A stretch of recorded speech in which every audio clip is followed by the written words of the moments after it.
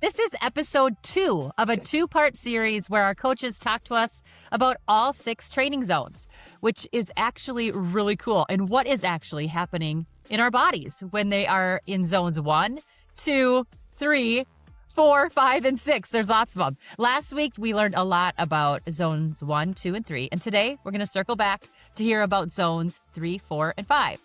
We're joined by run coach Brady Hoover. Brady's been on the show a lot. He is an ACSM certified personal trainer, as well as a level 2 Run DNA certified running gait analyst. He is also an 8-time Boston Marathon runner with a 2:48:40 marathon PR. Yay! Also with us is Coach Ben Sommerville. Ben works with runners and triathletes through precision coaching based in the UK. He is a 2-time triathlon short course national champion and well on his way to running a super fast half marathon. I'm Carrie Tullifson, Olympian broadcaster and your guide to the world of RunDot. We treat the show like any good workout. We'll start with a warm-up question, settle into our main set conversation, and then wind things down by having our coaches answer an audience question on the cool down. Lots of good stuff today, so let's get after it. This is the RunDot podcast, the running show that brings you world-class coaching with every conversation. Let's get started with today's warm-up. All right, guys, thanks for coming on the show. We're going to start with our warm-up question, which is a good one today. RunDot training sessions often include run drills to help us warm up before we get cranking.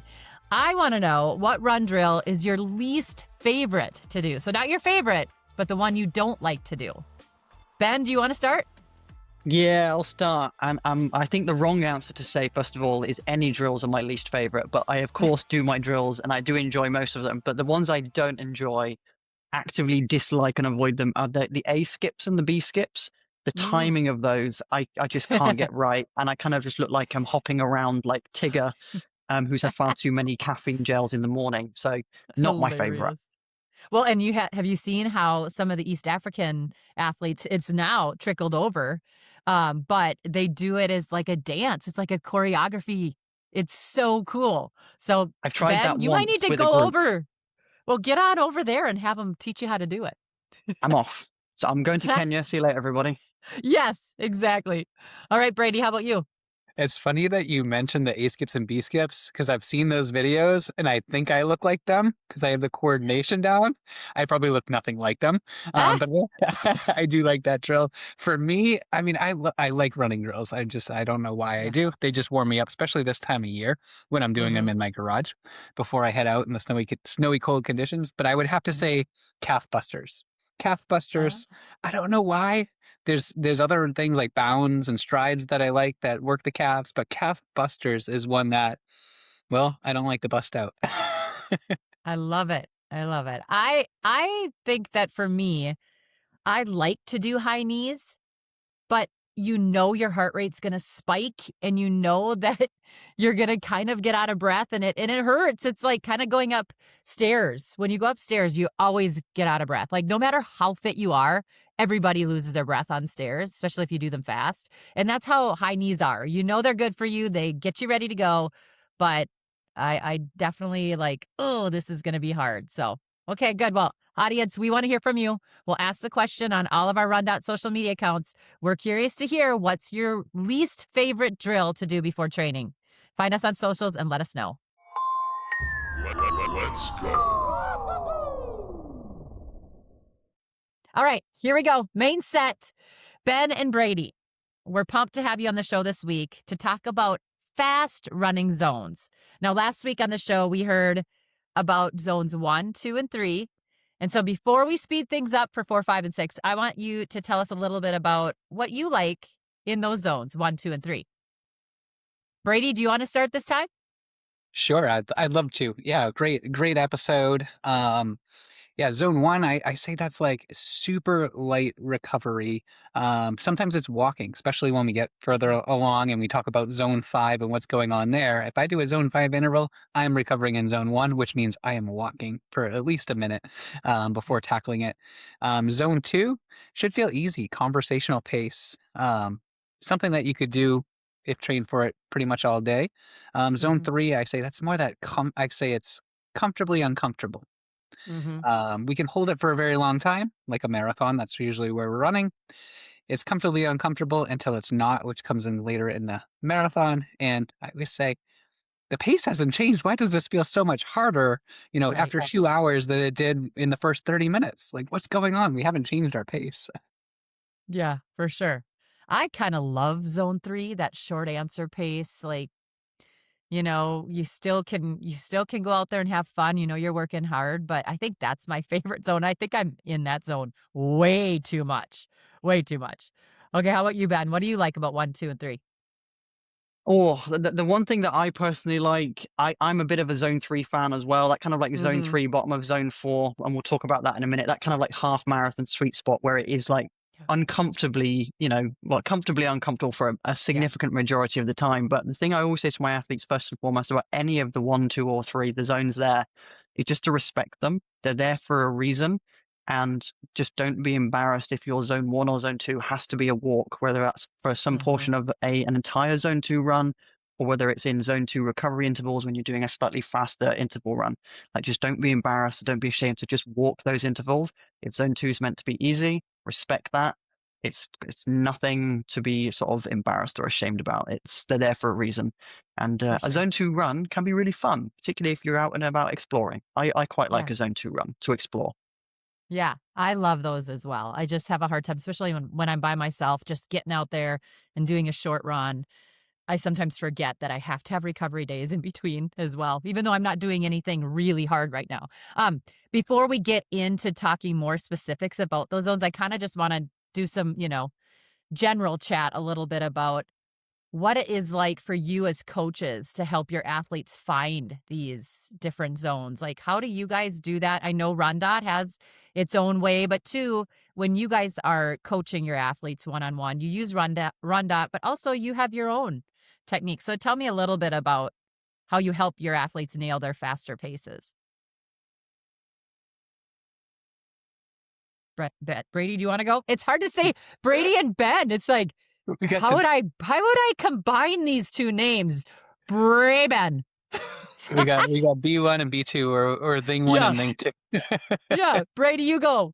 Yeah, I'll take a stab at it. So, yeah, one of the most important things is our benchmarking and being consistent with that, because Mhm. that's where RunDot's going to set up all those training zones, is by benchmark, and then I can translate that to rate of perceived effort. Right? We have pace, we have, some of us has run power, we have heart rate, but at the end of the day, rate of perceived effort as well is super important when, say, Mhm. technology fails us.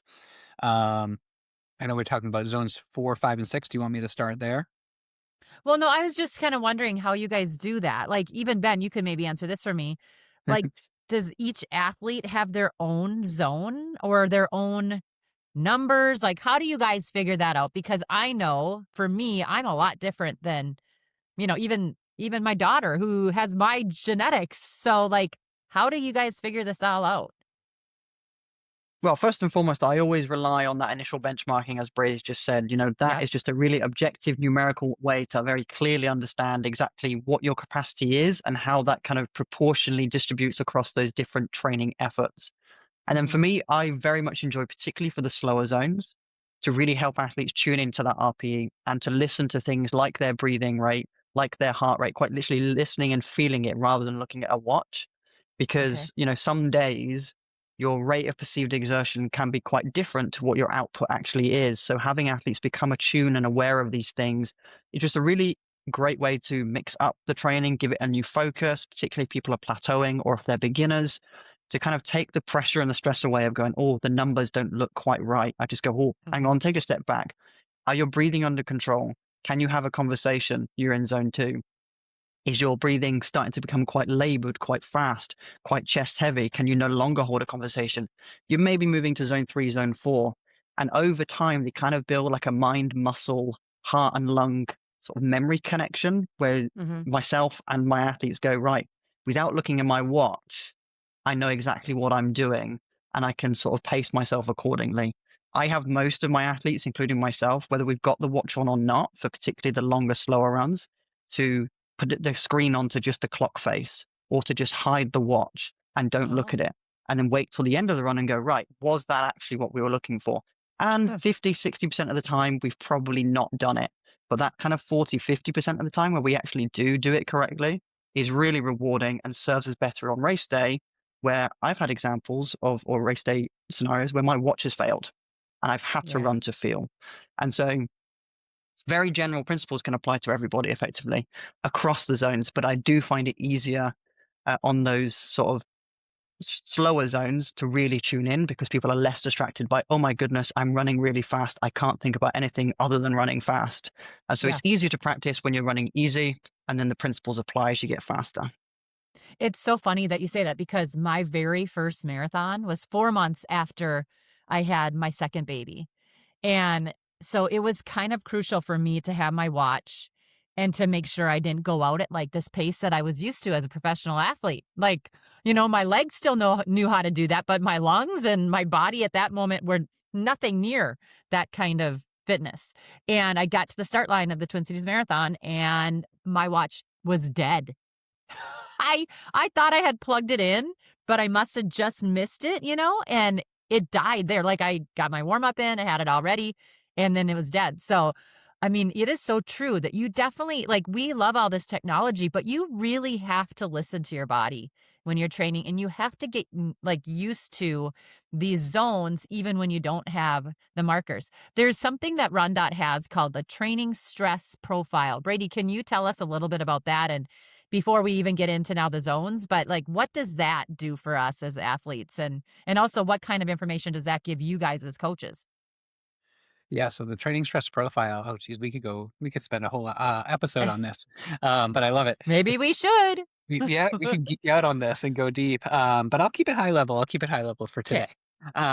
So training stress profiles the athlete's ability to handle different types of stress, whether it's aerobic stress, anaerobic stress, threshold stress, neuromuscular, right? We have all these different, All those big words. and these are like different zones, right? Aerobic stress, zone 2, anaerobic stress, threshold stress, sorry, zone 4, neuromuscular stress, zone 6. I know I'm missing a few off the top of my head. And then we have the athlete's ability to handle training stress per session, Mm-hmm. how much training stress per week, and how much training stress per month. So an athlete sets up an account on RunDot based on their age and gender, and if they connect a device, we're Mm-hmm. able to look back at some of the past training if they have history and develop a training stress profile. If they don't have past history, we will develop one by age and gender. And then as the athlete starts executing workouts, depending on how well they executed or didn't, that is going to go up or down over time. Okay. And RunDot is going to, through its AI, is going to learn your ability to handle stress. So you can see those numbers in your training stress profile going up. And I mean, it takes a Mm-hmm. long time for it to really go up. It takes a lot of consistency for that to go up. But the higher your training stress per session, per week, per month is, the tougher the workouts you're going to see versus an athlete that maybe is in their first year, their training stress. Let's just use a 1 through 10 scale. You have a top age grouper, their training stress across the board is like 9s and 10s, right? They're going to get some tough workouts in there. Where somebody just starting out, they might be 4 or 5, right? Depending on age and gender, right? Um, and that's gonna help with programming what is right for this athlete right out of the gate. Mm. You know, I think it's neat, and AI to me is still kind of like, oh, it's got a little voodoo-ish, like what is going on? But I think it's important, you kind of touched on it, Brady, where the system gets to know you. And so if you are new to RunDot, you do sort of have to grow with it a little bit, right? If you don't have those markers, like it will give us, there's kind of like your heart rate, or if you're trying to hit your VO2 max. Back in the day, they had that formula that everyone used until we were, got more into going and actually getting our VO2 max tested. But that's sort of how this is too. If you don't have those markers already, RunDot will figure that out as you grow with them, right? Or Correct. grow with it, however you put it. Correct. Yeah. Yeah. Yeah. Ben, did So, I so miss anything there? no, oh yeah, Ben. I don't think you've missed anything there, but just one thing I like to really hone down my athletes if they do want to really dig into the training stress profile is it's effectively, I like to refer to it as it's the GPS. So regardless of our end destination, if we decide to kind of just go off course or go back on course throughout the sort of our training time, that training stress profile is going to kind of keep course correcting us. So we'll still make sure we get from A to B in the most effective, time effective, energy effective possible to give us the best results, the best outcomes. And so it is effectively the foundation of a lot of how RunDot and the FitLogic engine works to kind of course correct people, whether they're overtraining, undertraining, or doing the right training just right Mm-hmm. when they need to. And so that's the most basic conversation I have with my athletes, because it can get quite overwhelming looking at it.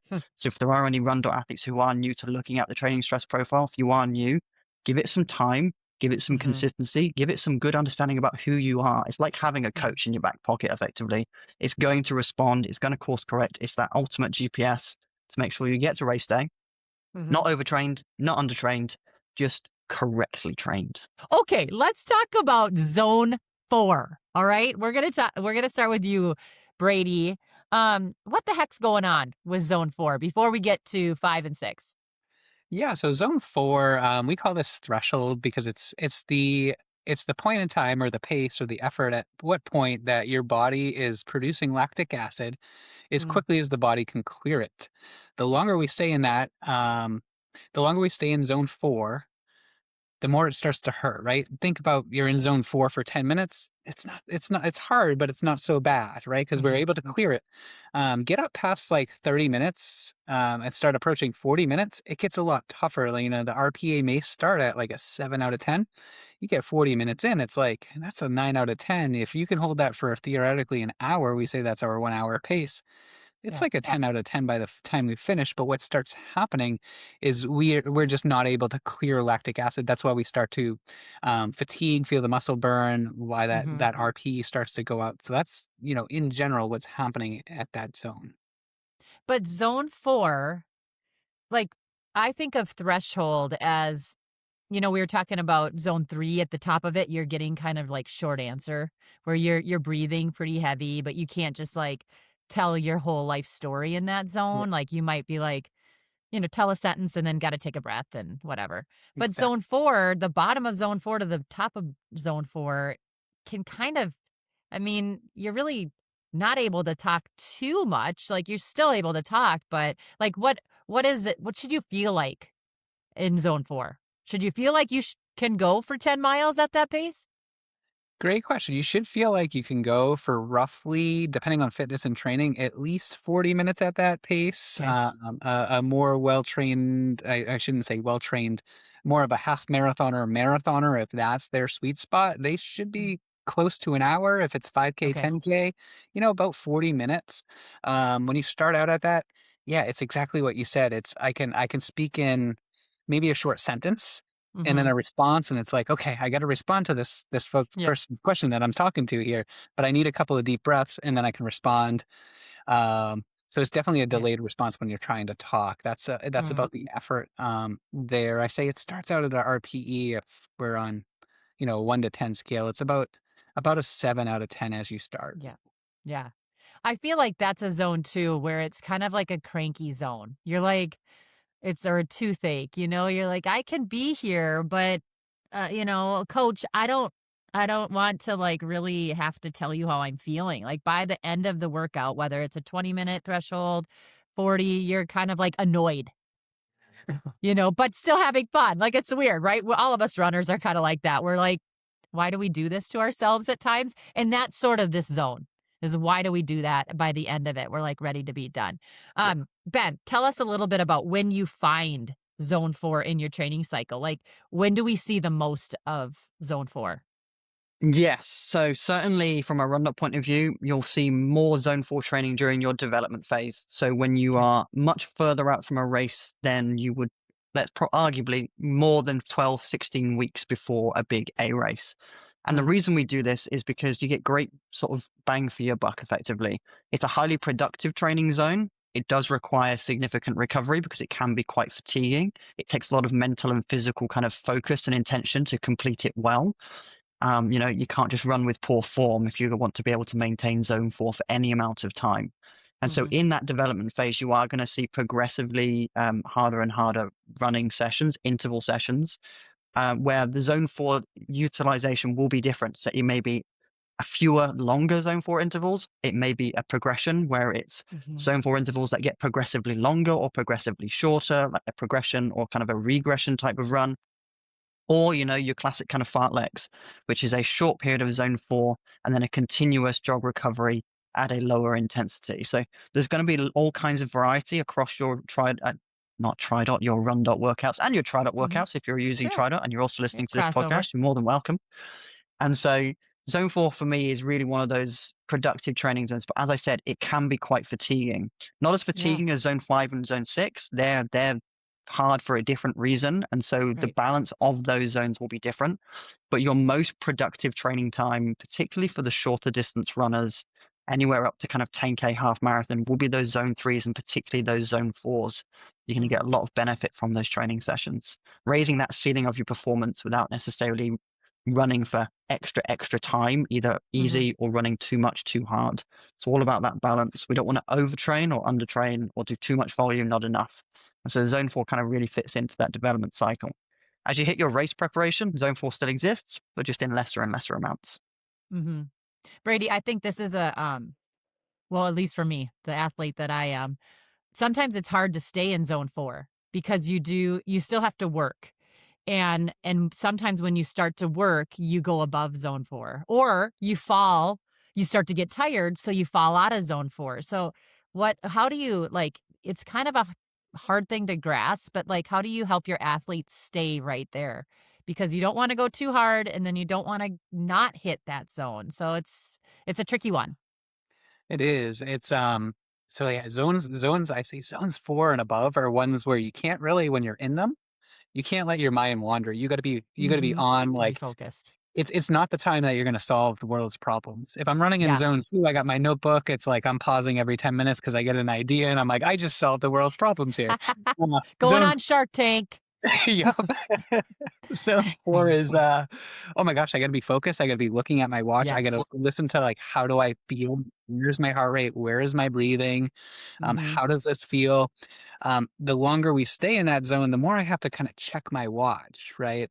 Because as I mentioned earlier, 6 minutes, okay, I can still feel that. If I gotta hold zone 4 for 10 minutes, Yeah. yeah, when it's 6 to 10, I just have to check because the RPE is starting to increase, and it's like, well, I feel like I'm running in zone 5, but what's my pace, right?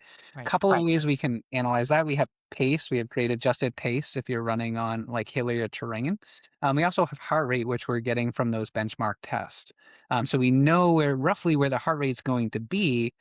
Um, and then as Ben and you were saying, at the end of the day, it's paying attention. Yeah, the metrics are great, but also like being present in that zone 4 pace. How do I feel? How does this feel? What's my heart rate? What's my breathing? Like Mhm. doing like sometimes I sing head, shoulders, knees, and toes, right? Like what's going on with my cadence? What's going on with my stride? What's going on with my forward lean? Are my shoulders relaxed? Mhm. These are things that like you have to like focus on and be present to stay within that zone. You let your mind wander, and all of a sudden, oh, this feels a little easier, or oh, this feels a little harder because you increase the effort or decrease the effort. Yeah. Being present is super important when we're talking zones 4 and above. I think that's a nicer way to put it than when I said it's kind of an annoying zone. Like you do have to sort of zone in. You have to think about what you're doing. We're going to move on to zone 5 now, but this is a zone where the shorter intervals where maybe you don't have to put as much thought into it when you're just trying to get through. So we move from threshold in zone 4 to zone 5. Ben, tell us like the overview of zone 5 and what you call it and what first comes to mind when you think about this zone. For sure. And I'm so glad you've given me zone 5 to talk about because zone 4 is my least favorite for a variety Oh, of really? reasons. So, yeah, I Oh, but just. Brady loves zone No, 4. I love zone 5. Oh, okay. Okay. I actually I like do zone like 2 zone and 4, 5. but okay, bring on the zone 5. Let's do it. Yeah, so Zone 5 has a variety of different names. The one that most people may be familiar with it being referred to is kind of like VO2 max. It is a Mhm. mostly anaerobic activity. So you can expect your Zone 5 intervals to be considerably shorter and allowing for extra rest in certain circumstances than you would for maybe zones 3 and for zones 4. And Mhm. because it is effectively it's effectively your maximal aerobic capacity, In the sort of the cycling world, most people assume a VO2 max effort is anywhere going to be sort of like 5 minutes at absolute tops. You can maintain this both physically and obviously mentally as well. And so as it's a far more anaerobic activity, you're relying not on necessarily brute force and brute strength, but real high focus, real high intent. You're moving at significant speed, certainly when you're running. And so your leg, both your stride length and your cadence may change quite significantly compared to your previous zones. And so what that requires is much more intention and focus on your technique, on your form.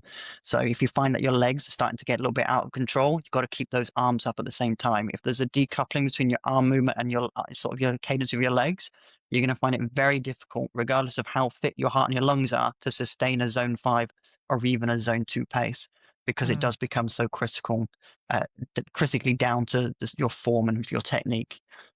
As a result, the impact can be quite high. And so this is why these sort of zones are used sparingly and only in certain circumstances with plentiful recovery, because it can increase the risk of impact-related injuries. If you're just constantly doing zone 5 and zone 6 intervals, you're fast-tracking your way without proper recovery to an injury. And so they are quite significant, but they are going to develop that performance ceiling by having you go over and above that threshold. I love like zone 2 and 3, that kind of sub threshold. I don't like threshold, but I love going above it for that short amount of time, because you get a really satisfying feeling at the end of those workouts, at the end of those intervals. Because you're going, oh, wow, that was hard. Thank you very much. I'll move on with the rest of my day. Yeah. So that's zone 5 in a nutshell. Those workouts don't take forever either. I mean, no, like thinking of my 5K training, for instance, like, I would do 5 to 7 800-meter repeats, or, at the time they were 220s, so they were 440 pace. So that was kind of what my goal 5K pace was supposed to be. And then I'd have maybe 2.5 minute recovery. So in that little workout, it was only, 25 minutes of hard work, basically. So Brady, like, give us a couple examples, if you wouldn't mind, of like what RunDot would prescribe, and then how you would tweak it as a coach, like a zone 5 workout, maybe.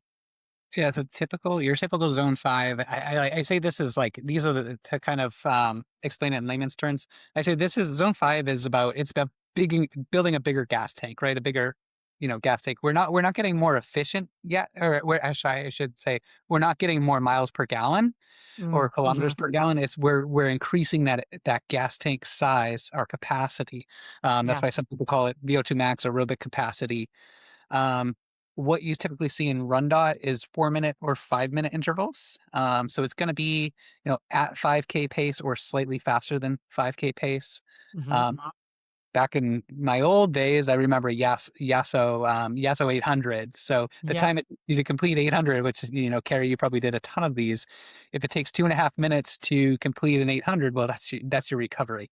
In RunDot, it's 4 or 5 minutes followed by a 4-minute recovery. And that recovery is zone 1. So yes, this is one of the times I am walking after that. And it's that satisfaction, right? It hurts a lot. Especially that 3rd to 4th minute, it really burns. But then I keep thinking, I get to walk after this. I get to walk. I can walk for 4 minutes if I want to, right? I get to walk. I have to be focused. When RunDot throws in that 5th minute, it's like, from minutes 4 to 5, I am really hanging on for dear life. So again, this goes back to the training stress profile. How many intervals, we say a 4-minute interval at zone 5, how many intervals will an athlete see? It really depends on their training stress profile as it relates to aerobic capacity work. And that is what's going to drive it. So somebody starting out in their first year with, very little experience, they might see 1 of those or 2 of those. Okay. A more experienced athlete or that's been running for years and years and years, they have a high training stress profile. They might see 4 by 4 minutes. They might see, in the development phase, they might see 5 by 4 minutes. They might see the big kahuna 6 by 4 minutes, or you tack on that 5th minute, 6 by 5. And it's like, oh, that's when the A race for Brady is a 13.1. Yeah. I'm going to see some of those really tough, like, I look at it and laugh.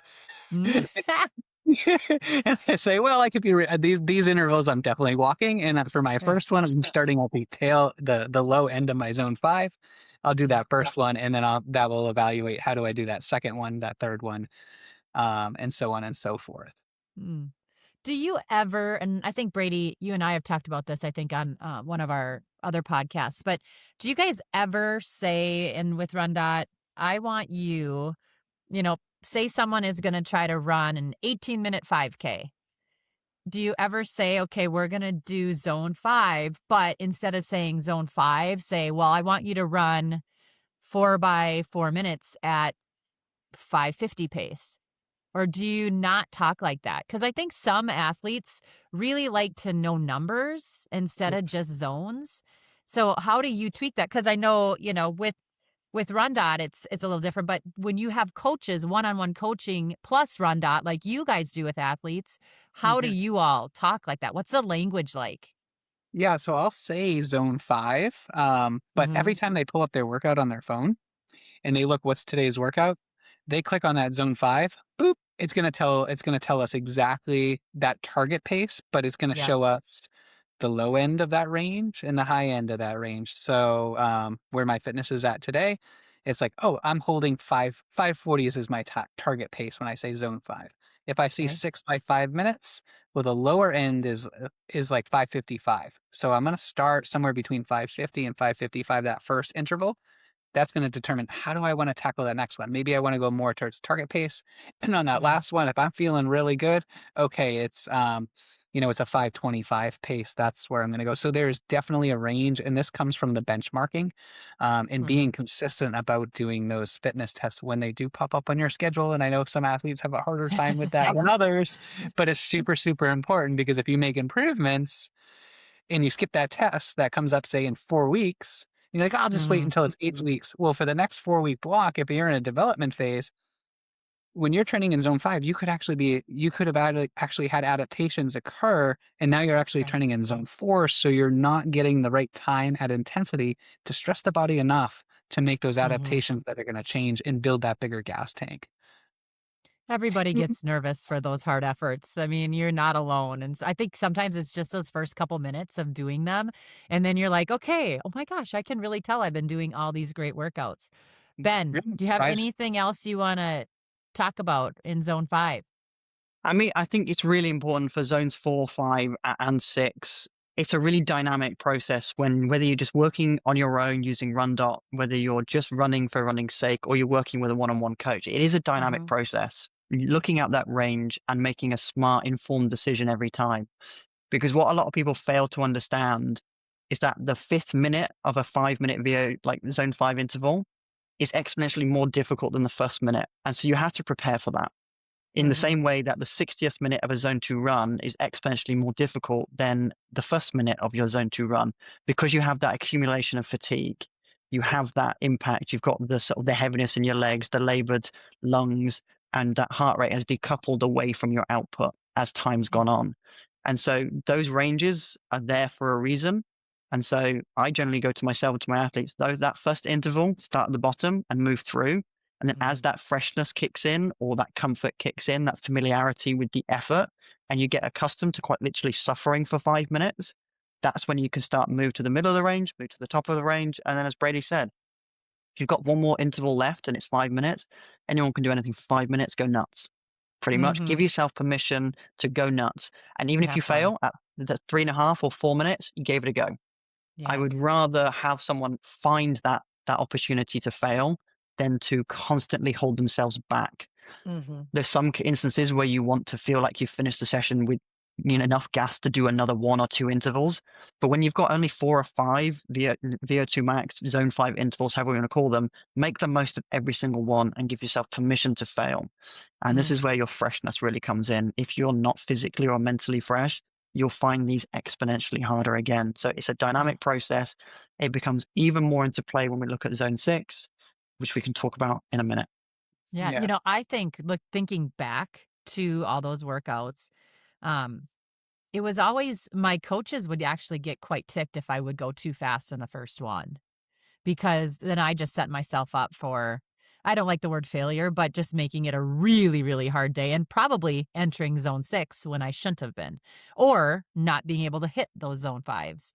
Um, So I think that that's super smart, especially when you know you have 4 or 5 of something. That first one should not feel like a race. It should feel like I'm getting myself into this workout. It's going to be hard. You're going to have to wake up, but you want to go somewhere with those workouts. You don't want to kind of go down like this. You want to kind of get your speed up. Brady, did you have one more thing you wanted to touch on?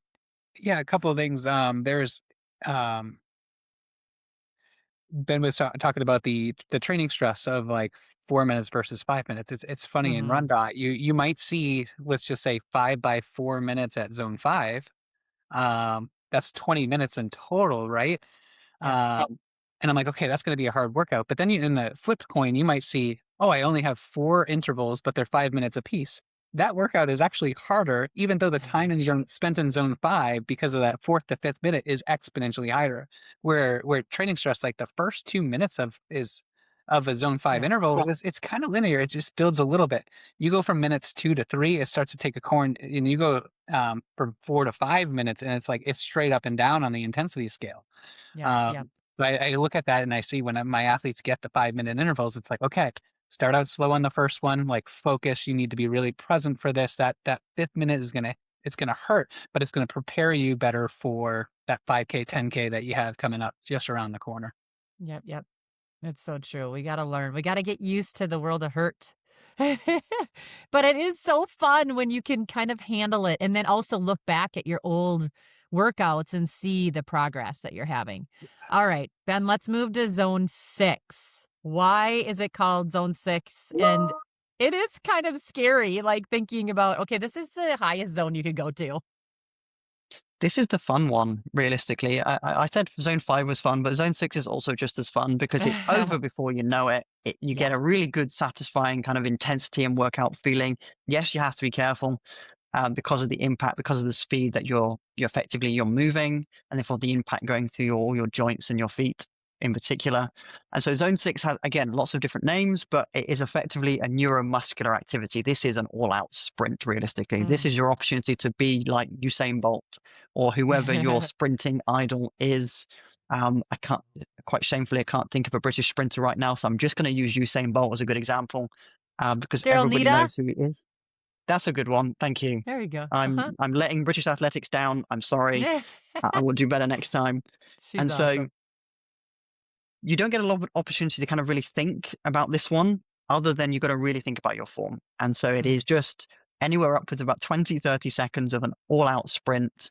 Um, Usually we try and prescribe it through RunDot as effectively a shuttle run. So it's an equal sort of recovery run in between, and you'll do a sort of a continuous cycle of these. They're over before you know it. And it's all about getting that leg speed up, challenging the inefficiencies and the gaps in your run stride whilst carrying great speed um, down the track or down the lane, wherever you're doing your run, um, for example. And so this is top of the ceiling, absolute maximal output, neuromuscular, getting those fast twitch muscle fibers primed. Great opportunity if you are a shorter distance athlete for those surges and those sprints mid race, particularly at the beginning, at the end. Having the ability and the confidence to go, right, I can pull out a 20-second sprint out of the hat whenever I need to is a really good advantage. Those cross country runners will realize that a zone 6 is pretty much every corner, every hill, because that's Yeah. cross country for you, you know, because there's just that many people around you and you've got to make quick decisions and move around the next group of people. Otherwise, you get stuck in the mud and the rivers and the trees and all of that. I can't relate. Don't do a lot of cross country. It's too muddy for me. Oh, it's the And so best. zone 6, you'll feel very controlled for, again, 20, 30 seconds. And then afterwards, that heart rate will lag behind and then catch up because your heart rate can't physically respond quickly enough than the effort that you've put in and at the time you've completed that particular interval. And so it will feel relatively comfortable for a lot of people. As it stacks and you accumulate that fatigue over a session, if you've got 8 of these to do, the first 4 may feel quite comfortable. Those last sort of 6, 7, and 8, again, they're exponentially more and more difficult than those first 2 or 3. And that's when you've got to really pay attention to your form, really drive those arms, keep those feet nice and light, and keeping that ground contact time as quick as possible. Again, just channel your inner Usain Bolt, really get those arms driving. That's exactly why sprinters train their arms just as much as their legs, because a lot of momentum comes through the driving force of your arms Mhm. just as much as your legs do. Yeah, And for so sure. I don't know about Brady, but I certainly love Zone 6 because it feels easy for quite a lot of it until it doesn't. The kind of the build, right, Brady? Yeah. Yeah, yeah, your body at that point is going into what we call oxygen debt, right? So it's like, oh yeah, Mhm. for those 20 seconds down the 100 meters, I could hold a conversation. I don't want to because I'm working so hard. But then the cameras come into you and they're like, oh, how is, Carrie, how is that 100 meters? And you're like, you're bent over dying. You At wanna that throw point, up instead of talk. hold on, I need about a minute. Yeah, yep. What's tricky about the shuttles is it's 20 seconds on, 20 seconds off, and you could see as little as 4 of those in a row, Mhm. and then you could see as much as 8. And how training stress profile is going to drive how many sets of 8 or 6 or 4 you may see in a given workout.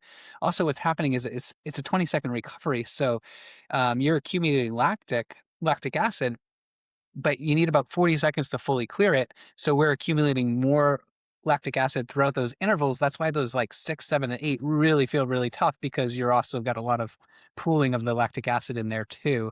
Mm. So it's like if you see 8 of them, it's like, okay, I'm gonna go maximal effort, but I'm gonna hold back just a little bit until I get through 4, and then I can really push that effort. Um, that's the way I'm usually talking about it. They're very beneficial for, like Ben was saying, the last kick of a 5K, the last kick of a marathon, or I love the Boston Marathon, getting over Heartbreak Hill. It's like, oh, Yeah. I'm glad I did those shuttles, which get sprinkled into my race preparation phase here and there because they're beneficial for things like that. Oh, I got to pass Mm. this athlete. I'm sick of drafting off of them, only to find out, oh, I go to make that pass and I get around them. Oh, wait, they were blocking a lot of the headwind Out of that's the here. wind, Let yeah. me get let me get back behind you. Uh-huh. But they're beneficial for those surges. And then because there's only that 20-second recovery, you're practicing those deep belly breaths during that recovery. So it's like if I have to surge around an athlete or up and over a hill, I know from my training from that 20 seconds recovery, okay, I'm going to get back to my zone 3 or back to my zone 2, and I know how to drive that heart rate down through those deep belly breaths. So Mm. there's a lot of benefits to training in that zone. Do you teach people about deep belly breaths? I talk about it from time to time, yeah, and then it's like when you really want to get, yeah, deep belly breath is great. The way to like really fill up those lower lobes of your lungs is to take a deep, I'll take a deep belly breath, and then at the very end, I can get a little bit more oxygen in by breathing in through my nose, like those Mhm. last couple, like to really, I can only get so much air on oxygen into my lungs through my mouth. If I want a little bit more, it does spike Mhm. the heart rate a little bit if I take it through the nose at the very end. The reward is that heart rate will come down a little bit quicker. Yeah. Yeah. Um, do you ever have in zone 6, does RunDot ever prescribe full recovery where you do, almost like 400s at all out pace and then you take as long as you need to come back? Do they ever have any of that or is it always timed It is, intervals of yeah, rest? it is always timed after you get through the set. They're always Mhm. 20 seconds on, 20 seconds off. In one given set, as little as 4, as many as 8. But then you So get there's clean just one kind of workout for zone for 6? zone 6. Yeah. Okay. We do get prescribed hill repeats that are Yep. technically zone 5. Um, but sometimes I have my athletes, I'll tell them, go for instead of 60 seconds, go for 40, go for 45 seconds, and let it be that zone 6 effort. Mhm. And then you can recover for 2 minutes, Yeah. or 2.5 minutes, and then, do it again. Ben, when you are doing zone 6 workouts with RunDot, does it ever get easier or is it just that you get faster? I mean, it goes to say for every amount of training, it never gets easier. You just get better at suffering over Yep. time. That's the Yep. way I always see it. How I sort of talk to my athletes, whether they're new or experienced. Like it's never going to get easier. A zone 4 for 10 minutes or a zone 6 for 20 seconds on, 20 seconds off for 10 minutes. It will never be easy because they're challenging your physiology in very Mm-hmm. deliberate ways, in very Mm-hmm. intentional ways, you just get better at suffering through it. Or, ideally, you're just, when you're suffering and when you're doing it, it's not easier, but your output is better, i.e., you're going faster for the same relative effort. That's what we're all training for. The effort doesn't change, but our output and maybe our perceived effort comes down, but the actual output goes up. Nice.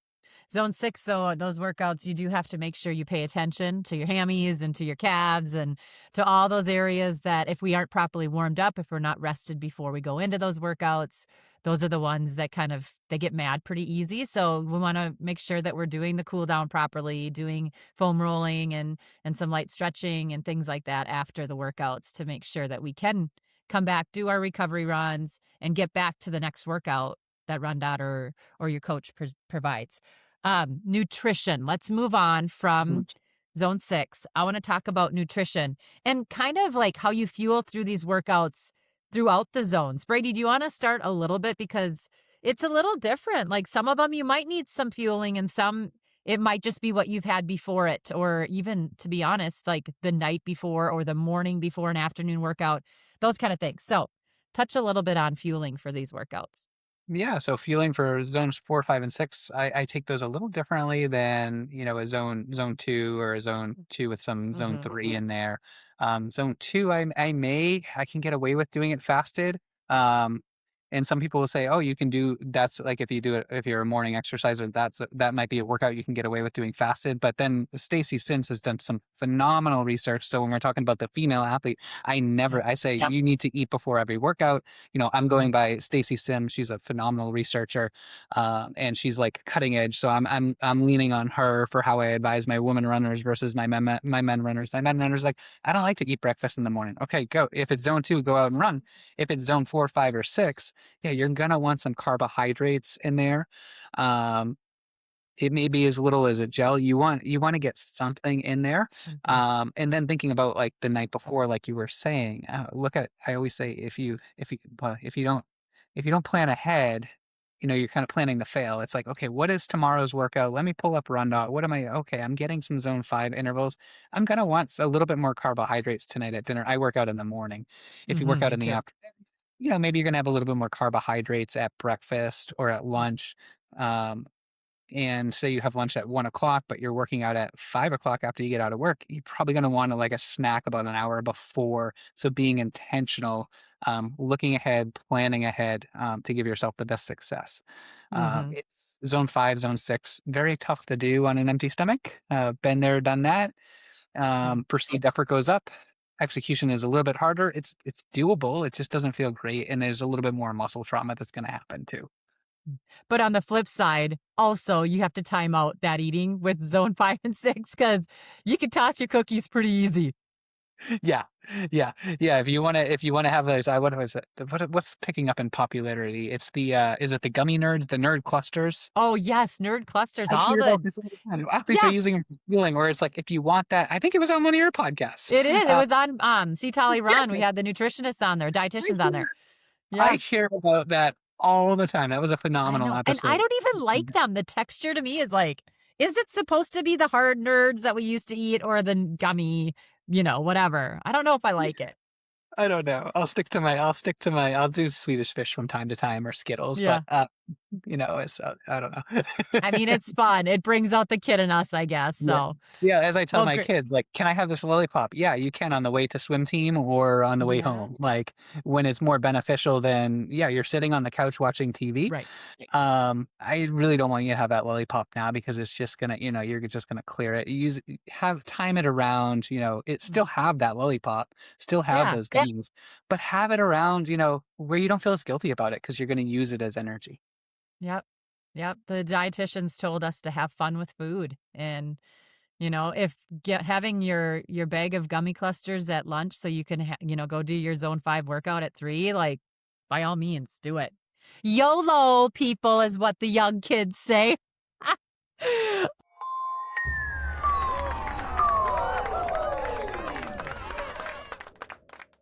I do have one more question, and it's from an audience. It's our cool down question. So, Sarah, she said, after years of running with my Apple Watch, I'm getting the itch to move into a more specific model. She's maybe going away from it. She said she's checked out Garmin, Coros, and a few other brands, but doesn't know enough about what makes one better than the other. Can you help point her in the right direction? She's willing to spend, but doesn't feel like she needs every bell or whistle in a sports watch. So what would you guys say for a watch out there? Brady, I'll let you take this You one want- to start with for sure. I'll take this one. It depends. I want to know what what are your what are your goals? Because my advice is going to be a little different. Are you just doing 26.2 or shorter? Are you thinking about in a couple of years you might want to get up to the ultra distance? Because as the watches go up in price, like Coros makes a great watch, Garmin makes a great watch, Polar makes they're all great watches. What drives the price up is battery life. Battery life, just wearing it every day, or GPS battery life. Some of the more expensive Garmin or Coros watches, if you're in the ultra world, um, will they have different GPS modes where if you're out in the trails, it doesn't need to ping your watch for pace every second, every 3 seconds. It can slow it down to 30 seconds. That extends the battery life because you're not really moving too quickly there. So you're thinking, what do I want to do with it? As you go up in price, it has different features like, are you going to eventually get into triathlons one day? You might want the Forerunner 700 or 900 series. You're just going to be a runner, you can look at the 200 series if it's Garmin, and those are going to be significantly lower. You're only going to be running. You don't need like multi-sport. Well, you've got some Garmin Vivio Active can be a great watch. Has shorter runtime battery life. So really looking at like, what is the GPS runtime? What events are you going to do? Are you a 5-hour marathon or a 6-hour marathoner, and you're going to run a marathon? Like those things are important. I want to know because sometimes I forget the night before to charge my watch, so I can sleep soundly if I'm at 50%. Okay, I'm going to get through that marathon. There's plenty of runtime on my GPS. Um, and then you start getting more like bells and whistles. Like, can you connect third-party devices like a Stride power meter to it? Most of the watches will allow for this connection now. Years ago, it wouldn't. Um, do you want push notifications showing up on your watch? I mean, mine has it, but I turn it off because I don't want to be bothered on my watch. Uh-huh. Um, do you want the ability to store music on your watch? So that will bring the price up. So that's really like, what features are you looking for?